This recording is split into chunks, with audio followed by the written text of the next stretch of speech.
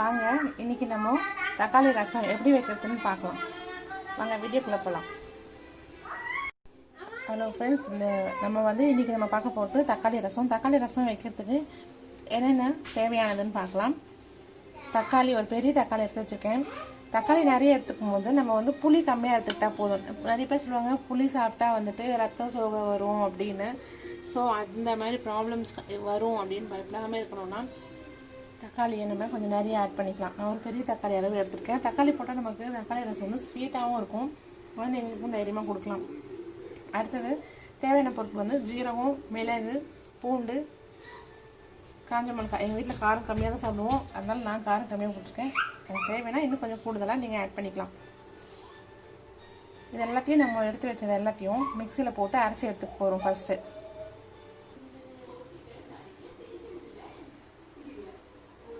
நான் மிக்சியில் இப்போ அரைச்சி எடுத்து வச்சுட்டேன். இப்போது நம்ம ரசம் தாளிக்கிறது என்ன பண்ணலாம் அப்படின்னு பார்க்கலாம். கடாயில் கொஞ்சமாக எண்ணெய் விட்டுருக்கேன். எண்ணெய் நல்லா சூடாகிடுச்சு. இப்போது தாளிப்புக்கு ஜீரகம், கடுகு போடலாம். இந்த கடுகு ஜீரகத்தையும் இப்போ எண்ணெயில் போட்டு தாளிச்சிடலாம். கடுகு ஜீரகம் போட்டாலும் வரமிளகாயும், முழுக்க மிளகாய், அதுவும் கருவேப்பிலையும் போட்டிருக்கேன். இந்த எண்ணெயிலேயே கொஞ்சம் நான் பெருங்காயத்தூளும் போட்டேன்.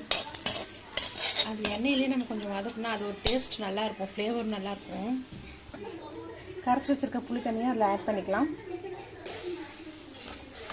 அந்த பெருங்காயத்தை எண்ணெயில் போட்டு வதக்குனதும் ஒரு ஃப்ளேவர் வருது பாருங்கள், அட்டகாசமாக இருக்குது. அதில் நீங்கள் செய்யும்போது தான் தெரியும்.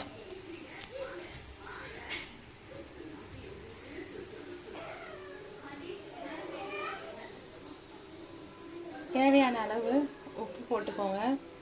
இப்போ அந்த புளி தண்ணி அதில் ஊற்றினதும் அதுவும் நல்லா கொதிச்சிருச்சு.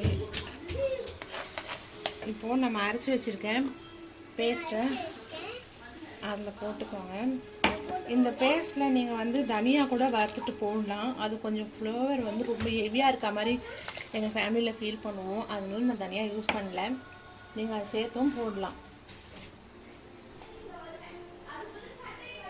நம்ம அரைச்ச பேஸ்ட்டில் தேவையான அளவு தண்ணி ஊற்றிக்கோங்க. அப்புறம் ஒரு பிஞ்ச் அளவுக்கு மஞ்சத்தூளும் அதில் போட்டுக்கோங்க. நல்லா கொதி வரட்டும். சில ரொம்ப நேரம் கொதிக்க வேண்டாம், ஒரு 2 வாட்டி கொதிச்சா போதும். ரசம் ரொம்ப கொதிக்கணும்னு அவசியம் இல்லை. சில கொதிக்கும் போது 2 minutes கூட வேண்டாம், 2 seconds, 1 minute நம்ம ஆஃப் பண்ணிக்கலாம்.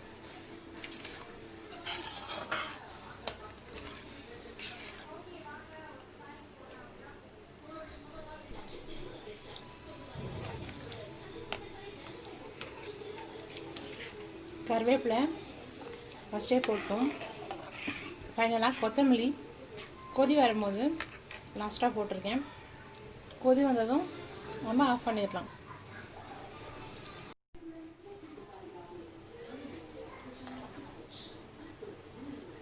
இப்படி லைட்டாக பபிள்ஸ் எடுத்து பார்த்தீங்களா?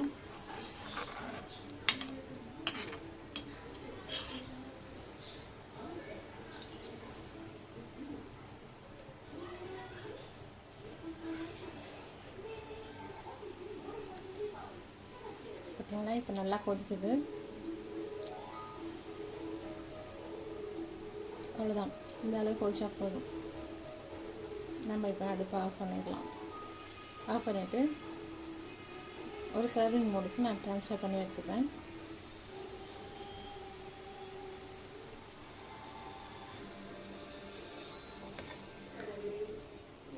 நான் இப்போ இதை ஒரு சர்விங் மோடுக்கு ட்ரான்ஸ்ஃபர் பண்ணிட்டேன்.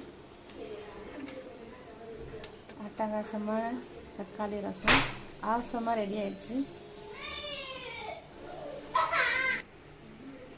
இந்த ரசம் எப்படி இருக்குன்னு நீங்களும் செஞ்சு பார்த்துட்டு எப்படி இருக்குன்னு எனக்கு கமெண்ட் பண்ணுங்கள்.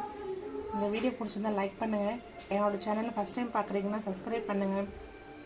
சப்ஸ்கிரைப் பண்ணிவிட்டு பக்கத்தில் இருக்க பெல் பட்டனையும் ப்ரெஸ் பண்ணுங்கள். அப்போ தான் என்னோடய அப்லோட்ஸ் எல்லாம் உங்களுக்கு மிஸ் ஆகாமல் வந்துட்ருக்கும். தேங்க்யூ ஃபார் வாட்சிங்.